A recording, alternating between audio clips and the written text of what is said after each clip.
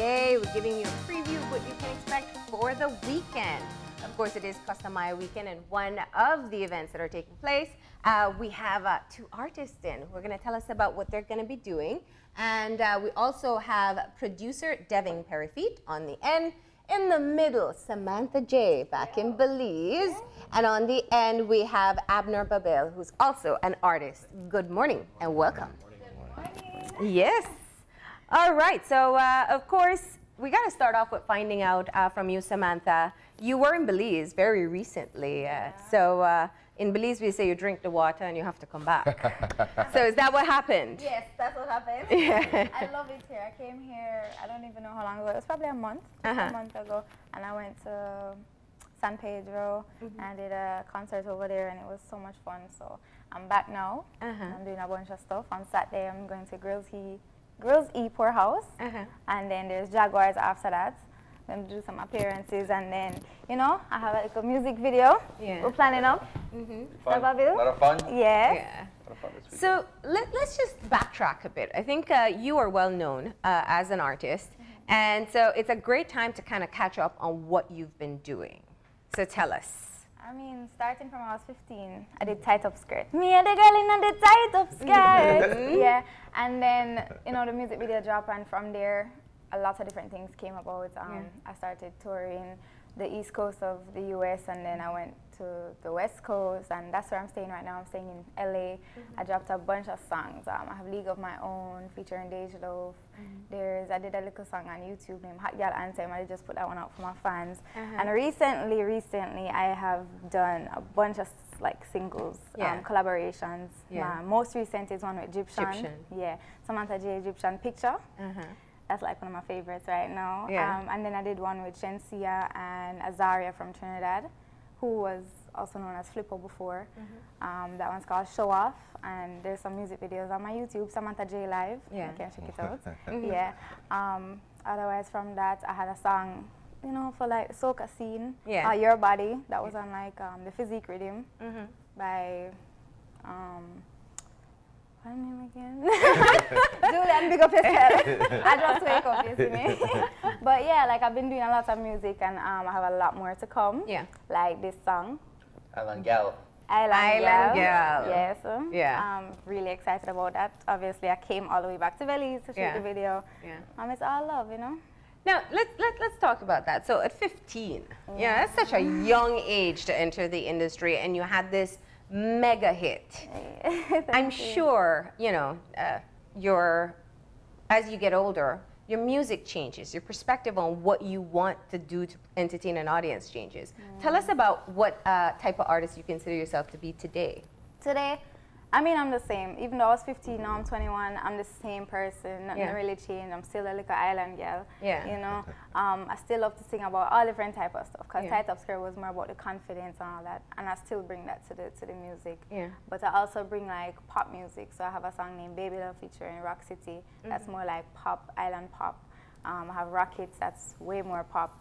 But it's like I'm just trying to grow as an artist, not just to do what I grew up in, you know, like not just island music, but bring it out to the world and like expose Jamaica to the rest of the world, the rest of the universe, if I can, you know. So now here's the thing though, people think Jamaica and they think reggae, and you call yourself a Jamaican pop artist. That's one of the things people call you. But what is it, why did you find it to be important for you to move outside of the box that everybody wants to fit Jamaican artists into? I think it's important to represent my country, first of all. And everyone in the world love reggae music, and everyone love pop. Everybody listens to all different type of genres. But when you mix the reggae and the pop, like Rihanna does it, Drake does it, mix it with the hip hop, everything. Like once you mix that fusion, that's what everybody loves. So I think it's important that me authentically coming from Jamaica, born and raised, like doing it, then that's real. People gonna love it. So I think I'm a good representation of that, you know. So. Is there a misrepresentation as to what Jamaican culture is, though? Because having lived there, Jamaican people are very diverse. You'd find that, I don't know if you'd agree, but dancehall is probably an underculture, a subculture. Most people listen to, I mean, very class people. And so by doing pop, you're actually reflecting the dynamic nature of what Jamaica is. Yeah, for sure. But as I say, I still mix in the patois, still mixing a little bit yaga yaga in there, you know. But I don't know if it's if people look at Jamaica as it is, because it really is a melting pot. Yeah. And it's not just one type of music, it's not one type of people, it's not one type of living. Like it's out of many one people. That's the motto of Jamaica, and I really hope that I can represent that, you know, because people look at me, they don't expect that when I talk, this is how I'm going to sound. You know, big up my Jamaicans. And, you know, the Jamaican accent, I think, is one thing, but even from tight up skirt, you mix in the patois. In Belize, we call it Creole. It's a little bit different, but pretty much the same. And I find it fascinating when Caribbean artists are trying to get out of the Caribbean, that they kind of end up doing more English. With Rihanna, for example, she was big before she went to work. And there was even backlash there where people were saying, she's not even talking a real language. For you, how important is that to you, that you keep it from the beginning? It's very important to me, because like, even I work with writers and I also write myself, but when I work with writers, most of them are not Jamaican, or they're not like from the islands at all. Because I work with people from the islands like Rock City, Verse, they're from the Virgin Islands, but then there's like other writers that don't even understand when I talk sometimes. So I have to really like turn that music into me, because I feel like if I sing in something, you're going to hear at least a little bit of patois in there. You're going to hear something, because I have to make it me, and I have to make it true to Jamaica, to everything in the Caribbean is me. There's a huge connection historically between Jamaica and Belize, colonially. Teach me. Oh, you don't know? I don't know all of the history. Belize was supposed to be somewhat of a sub-state almost of Jamaica, or administrative office was in Jamaica. And a lot of the slaves that were brought from Jamaica. There was a strong connection there. But my question really was that in terms of the party scene, when you're giving a concert in Belize, does it feel the same as if you're giving it in Jamaica or anywhere else? What is the reception that you get in terms of not necessarily your mainstream stuff, but maybe something new or something different, or even talking to the crowd? That's my favorite part of a concert, when the artist talks to the crowd. Yeah. I feel like we interact more in Belize. Like from my last performance, I feel like the people they're more excited, because you know, I'm from Jamaica. When you're from Jamaica, you know, it's not the same as when you go outside of Jamaica and people are like, yo, Samantha J is here, because I live between Jamaica and LA. But when I perform in Jamaica, the crowd acts a little bit different, because I think the difference really could be just because they're used to me. But they remind me of Jamaica here. Because when I'm on stage, I kind of forget that I'm not home, because everybody talking Creole, everybody know my lyrics, so it's kind of like one big family. I feel a little bit of difference, but it feels very similar at the same time. So you're going to be making an appearance this weekend at an event, and Abner is also one of the artists. Abner, tell us a bit about your own background. I used to do music here in Belize about when I was like 17, 18. I actually performed at the Costa Maya at the actual festival in 2000, and I think it was. I was like 17, 18 years old at the time, and I used to perform a lot around the city in San Pedro. I used to do shows in Quintana Roo. I did play at the Del Carmen once. So I was making a lot of progress as a musician, and a couple changes were made, and I kind of dropped off the music scene for a little bit. And it's not until the last year that I started messing back into music, and I got a lot of other people that supported me from way back when. You know, it was like, hey, you know, we're waiting for you to start messing with music again and start putting out music. And you know, the music industry in Belize is going through a huge change. I think we're entering a new chapter of I think we're earning our piece in the Caribbean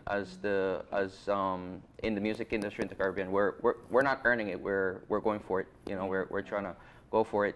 And you've seen the big changes, just you know, in the quality that's coming out of Belize, video-wise, production-wise. We have artists like in Costa that are working with Bad Bunny, Farruko. You know, when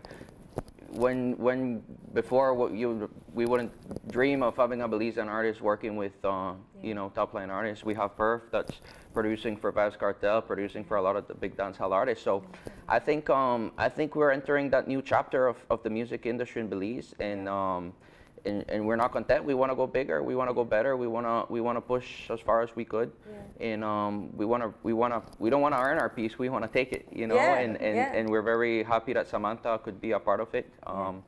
I think that it's the first time in a while that I've known, that I'm aware of, that there's big collaboration between Belizean artists and an artist, a well-known artist like Miss Samantha, and we're very happy that she's a part of it. I think this is gonna open doors for Belize, and we're trying to perfect everything. The video, you know, we're going all out on the video, and we thought. Sorry, well, let me go back to myself. So I know. I did music for a little bit. So I did music for a while, and we're making progress. And it's not until the last year that I started doing. I released 2 music videos. My first one was kind of just like a quick trap rap song in Spanish called Black Medusa, and it got a really good reception. And it was just a little fun project, just to make my entry back. And then I released another song, No Hacen Na.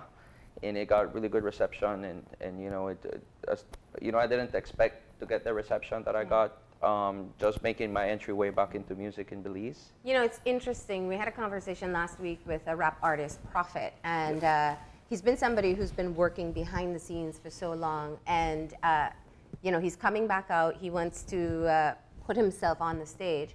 But one of the things I found fascinating in that conversation is where he recognizes that this particular time, it just seems to be ripe for Belize, but there's a lot of groundwork that has to take place. What was it for you that made you decide this is the time that I want to get back into music? Was it a personal drive, like I can't hold this side of me back anymore, or was it just the environment? Well, even though I placed myself outside the music scene in Belize for a little bit, you know, every song I hear on the radio, I'm creating melodies on my own. You know, I'm picturing myself on that song, every song on the radio, every instrumental. I spend all day. I don't, you know, driving around. I'm not listening to music. I'm listening to instrumentals all day. And I saw how Belize started developing big dancehall artists. I saw how we started developing big producers, big hip hop artists, and there was nobody in the Latin scene. So, you know, the space was open, and I'm just, you're from San Pedro, so you know. Yeah, so. You know. So, you know, somebody had to come take over the Latin scene in Belize. Okay. So that's what made me get back into music, and you know, we got a good work team behind all this. And so you found your niche. Yeah. So. And that brings us over to Dev, who's also known as Perf. Okay. So Dev, tell us a bit about your own work that you've been doing. You're based in New York. In New York, all right. I'm a music producer. I started professionally in 2014. Before that, it was just like a hobby, just make beats or try to make beats or something. Yeah. But yeah, I've been doing it professionally since 2014, like behind the scenes, like making beats for labels, for artists and stuff. I've been doing beats for like Vibes Cartel, Alkaline, Popcorn, like a lot of big Jamaican artists. Yeah. And then when I start like noticing, okay, there's, you know, people in Belize who want to like, you know, so that's when I start working with a lot of Belizean artists as well. Let's backtrack here. I always say there's no overnight success. It always takes about 5 years or more, right? So how did you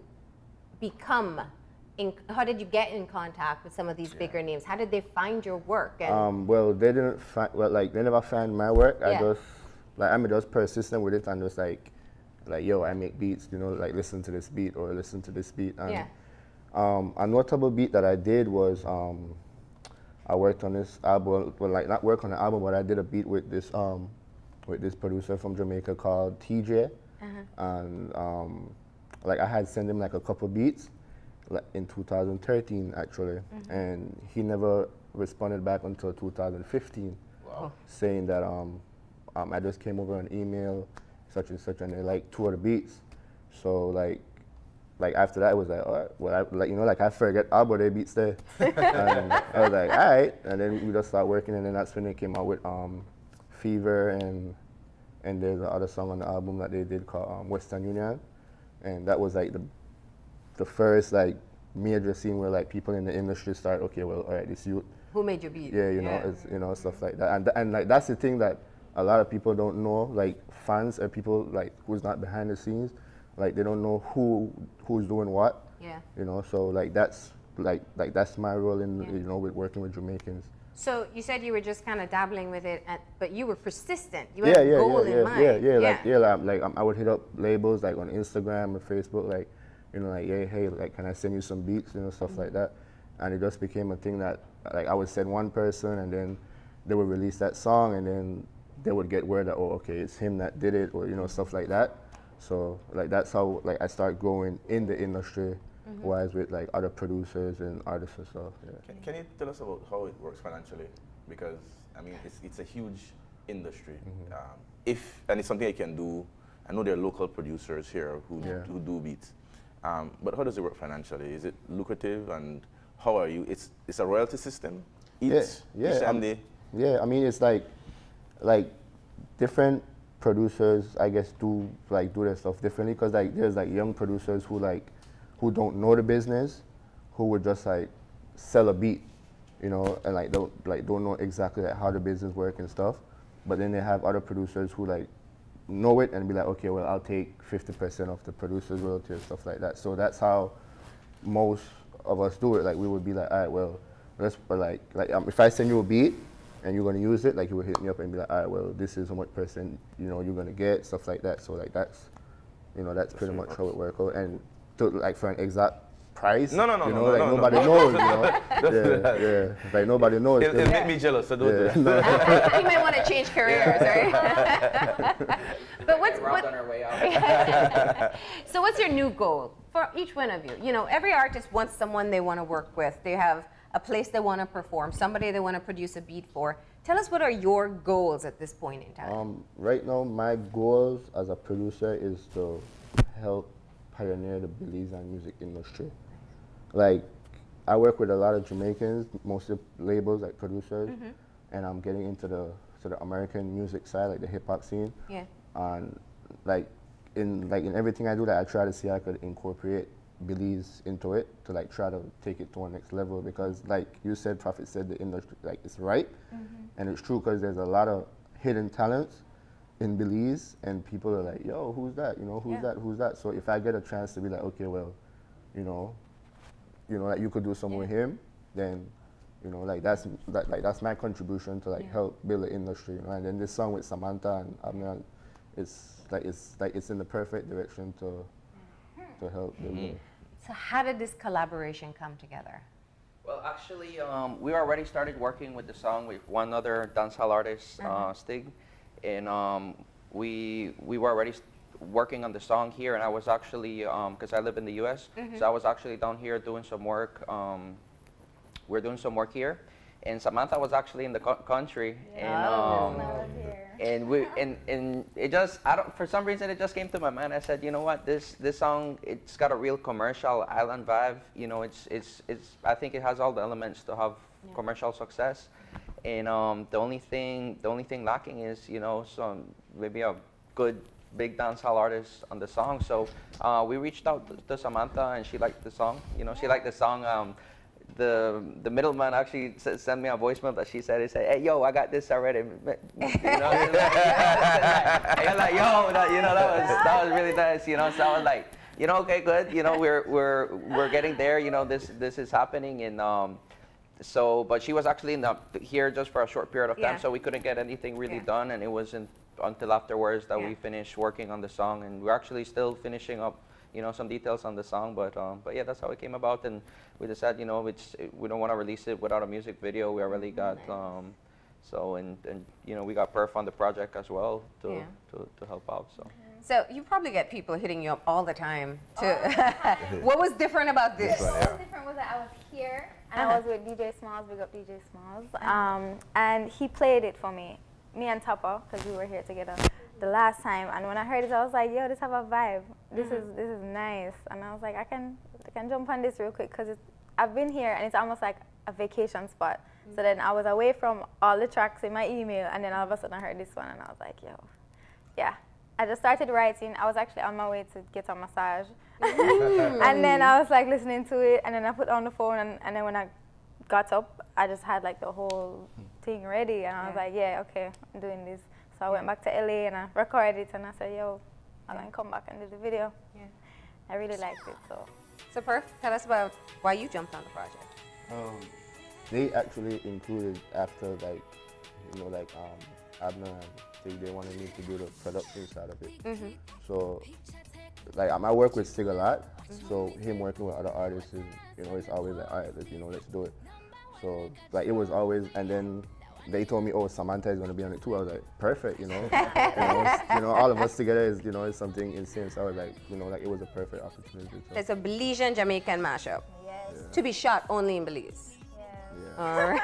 I'm curious, so what all does producing include? Well, there's different type of producer, like a beat maker would call himself a producer, an engineer would call himself a producer, but producing is just somebody who put together a project. You know, like there's somebody who like do the beats, you know, then there's somebody who do the mixing, somebody who do the mastering, you know, somebody who do the promotion, you know, stuff like that. So when it comes to a project, a producer is just somebody who put out this project, you know, take care of everything, and, you know, put out a project. So like it's very controversial because a lot of people won't say a beat maker is a producer just because they make a beat. But to me, they still add to the, you know, like they start the whole vibe of the, you know, like of the project. So it's, you know, it's like a teamwork, you know, the beat maker, the engineer, the artist, you know, it's all, you know, just one thing. The video man too. Yeah. So who's doing the video? Take Time Productions, Brandon. He's taking care of the video. We're shooting tomorrow. We got a whole full, almost 2-3 days of video shoot, and we're shooting at these events, the events that we're doing at Costa Maya for the festival, the beach parties, the performances. We're doing a lot of scenes, and we're doing some scenes just to try to capture that Belizean culture, you know, the garifan and drumming. Yeah. We don't, you know, we really want to. One of the main goals of this video is to really promote Belize. You know, get a lot of scenery footage throughout the island, promote the culture. I had somebody approach me and said, hey, I got a perfect place for you to put some girls, and I said, I don't want to get girls, I don't want to capture girls. Every video has girls, you know, I want to capture culture. I want to capture Belizean culture and the true Belizean culture, and that same culture is shared throughout the Caribbean. Yeah. So I think a lot of people, when they see the video, they're going to relate. You know, they're really going to relate, and that's what we're aiming for, and I think the final product is going to make Belize proud. I like that, yeah. I like that. So you're not taking like the cookie cutter, you know, we just need hot girls and C behind us. We already got a hot girl. I was about to say you don't need that if one of the singers, right? Yeah. But so you have an event taking place this weekend. Let's talk about that a bit, right? We're gonna be at Gillies Sport House. It used to be formerly Luna Loca. That place is somewhat legendary for the Costa Maya beach parties. So we're doing a song called Island Girl on an Island, and whenever you think about the island and a party, you think Costa Maya, you know, and that's somewhat iconic to, you know, so like the vibe is gonna be there this weekend, and we want to capture that vibe where people just really enjoy the island. The party side of it, because it's somewhat relating to Belizean culture. You know, people go out there for Costa Maya, they enjoy themselves, they party, they enjoy the music. So we're gonna be doing that event on the beach. We're gonna be making an appearance at that event, and then we're gonna be at Jaguars nightclub Saturday night. So we have to tell our Belizean people when they see the camera, don't hide their face, right? Yeah. If you don't want to be in a music video, don't. If you're gonna be with your sweetheart, then we're gonna get you in trouble. We don't want you coming up there. Be careful which company you bring. You know, I think anybody who's been to Costa Maya knows that by a certain hour in the day, you don't care anymore, right? So it's Fun Friday for us here. It's really been a great conversation, and I know we can talk about all the fun party stuff, but you know, the work that you do as artists is so important. It's important for us, for our culture, and each one, you know, have been doing their part in trying to build this industry that's been struggling for a long time. So I agree with you. There's so much talent in Belize. we're just all waiting for Samantha J, and we're waiting for Brianna to bust out of Belize. So let's see and keep on working. But like I said, Fun Friday, which means we have to have a little bit of entertainment, right? So you were supposed to sing, right? What? I'm kidding. I'm kidding. I don't know what's in your contract. But so we have a little test for you. Okay. So we have a show that's about singing as well, KTV The Remix, the most loved and hated show in Belize. And one thing we know is people watch. So the theme for Tuesday night is movie soundtracks, right? So they got to come out, they got to perform a song from a movie that everybody knows. Don't look so nervous, right? So here's what we're testing you with. We are going to, I believe, say the movie. Yeah. And you are going to tell us what's the iconic song from that movie. Jesus. Dum dum dum. And here what we'll do. To sink you in, I'll start with the easiest. I'm going to call the movie, and then you call the most popular song on that movie. I got it lined up. So let's go with the movie. The movie Purple Rain. The most iconic song from that would be... Purple Rain? Yes! Yeah. I mean, it really couldn't get easier than that, right? We're talking about Prince here. I mean, I knew that because my dad performed that on KTV a couple years ago. Oh, you gotta sing it. Oh. Oh. Yeah. That whoa. Yeah. All right. Here we go. It gets better. Thank you for volunteering. Yeah. I didn't even know the song. If your dad played it, you remember. Yeah, but I'm young and I don't know the song. Do we have the sound on? That's the normal. Let's try it for the second one. Okay. I thought you were gonna try to sing it. It's already raining outside, you know. Yeah. We need to shoot a video. Will be nice, right?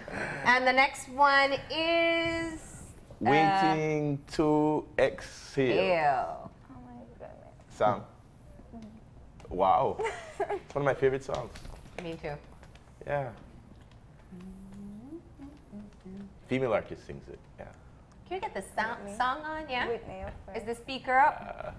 Give up. Yeah. Let's hear it. See it There it is. So I too young. You know, I keep on saying, you guys are in your 20s. This might just be why.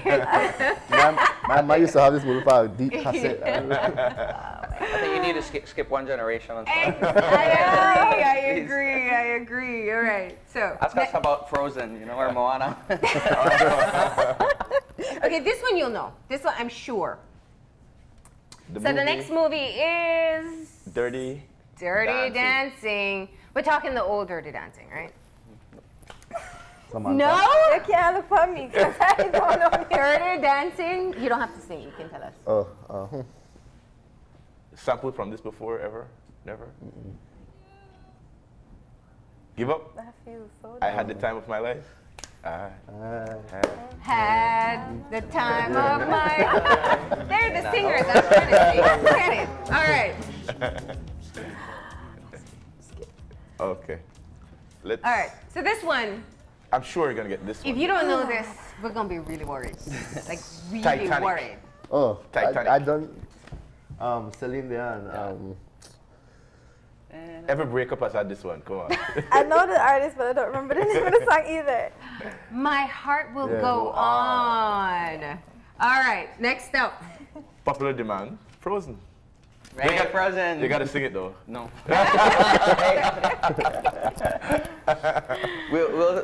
I'm trying to promote the show, not scripting. And last one. We're going with Grease. This is the classic. Come on, Samantha. I swear, I don't really watch these. Since I was... Wow. Do we have an answer from the audience here? No? No? Oh. I don't know. See, it's not just me. No, I gave you the disclaimer in the beginning, right? It's a different generation. It's the You're the One That I Want by John Travolta and Olivia Newton. Wow. Yeah. All right. So, movie soundtracks. That was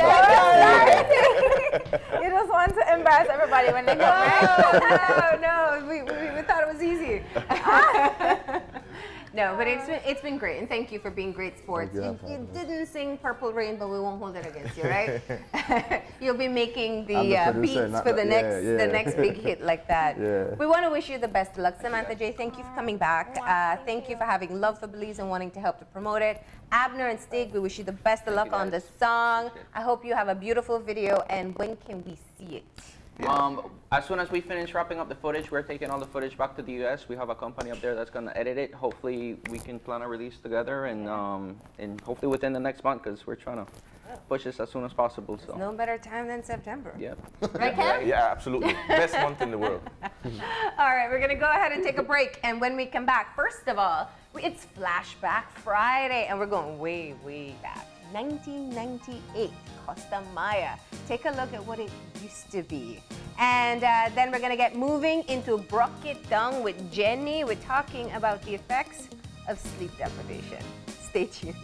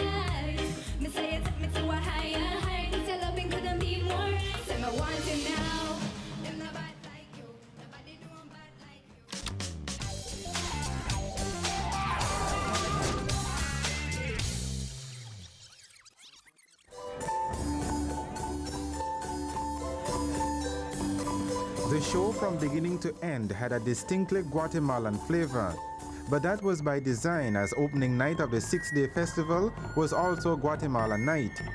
The extravaganza also brings the Mundo Maya cultures of Belize, Honduras, Mexico and El Salvador to the stage during the rest of the week. Chairman of the organizing committee, Gach Guerrero, says the change from the International Sea and Air Festival to the International Costa Maya Festival makes it an easier event to promote in Central America. It brings us together. We have to share our culture. We learn about their culture, and it's almost similar. Like Belize was a Mayan country, and they're Mayan. So I guess we just share what we have in common. Well, what it does for the community of San Pedro, like 60% of the profit is put back into the community. Like this year, we built the fence around this grounds, which cost us $20,000, and we hope that our dreams is that that we can go out and promote the festival that will bring tourists during the summer months, which we call the slow months, right? So I hope that's what it's doing for Belize. The main attraction on Tuesday night was the selection of a new Reina de la Costa Maya. The outgoing queen, Guatemalan Carol Aquino, in her farewell speech, said that there never was a dull moment for her in the last 12 months. Hace un año obtuve la corona y la banda de Miss Costa Maya Internacional. About a year ago, I put on the crown and cloak of Queen of La Costa Maya. It brought me much honor, but much more so happiness. This sash was won not only by me, but by my country Guatemala, which made me feel like a lucky woman to have been able to bring home this triumph. I want to thank all those people who supported me last year and those people who welcomed me back this year. 5 beauties took to the boardwalk Tuesday night in a bid to pick up where Aquino left off. The Parade of Nations includes Astrid Ramirez of Guatemala, Joanna Sasmay of El Salvador, Barbara Macosay of Mexico, Dania Prince of Honduras, and Charlotte Romero of host country Belize. Tuesday night's Costa Maya pageant was divided into 3 parts: swimsuit, evening dress, and the question and answer. While the contestants were dynamic in their presentations, it was painfully obvious from the get-go that the contestants were up against more than each other. As if on cue, the skies opened up right after the swimsuit competition, sending the crowd scrambling for cover. 45 minutes into the rain delay, the crowd was probably starting to hope that Kinichahau would smile on them and dry up some of the unexpected rain so that the show could continue. When they finally got it going, organizers dropped some of the performances by Grupo Folclórico de Inguat in order to squeeze the whole pageant in. And they barely made it. Tenemos el resultado final y corresponde este año 98 a la reina de la Costa Maya Internacional, a la señorita Guatemala. La señorita Guatemala se lleva el cetro y dicho país centroamericano por segunda ocasión. Bueno, me gustaría promocionar. I am going to promote the island of San Pedro in Guatemala, promote the pageant, and each time we will be hearing more about it. Perhaps it can be televised sometime to bring more promotion to the competition. To all the people here, it is important to remember that we all came from the Maya, to keep our culture alive, and I want to tell everyone, I love you very much. While she did not manage to capture the crown, Mexico's Barbara Marcosai says she will be taking fond memories of Belize back to her country. Creo que fue una bonita experiencia para todas lo disfrutamos. It was a very beautiful experience for all of us. We all had a wonderful time. We spent many lovely moments. This is a very special event. It is important to keep it going because it strengthens our brotherhood and sisterhood, our cultures. It strengthens our friendship. I know it is only a grain of sand, but nevertheless, it helps us to appreciate and conserve all our natural beauty. Opening night of the 7th annual Costa Maya International Festival had more rain delays than anyone bargained for. But organizers and San Pedranos on a whole remained resolute that it would take more than a couple of downpours to crash one of their shows. For the next 6 days now, Belize, Mexico, Honduras, and El Salvador will be falling all over themselves trying to outdo Guatemala on opening night in stage performances. As the Costa Maya Festival seeks to highlight the one thing that is common to all 5 countries, the Maya heritage. From San Pedro, Patrick Jones for News 5.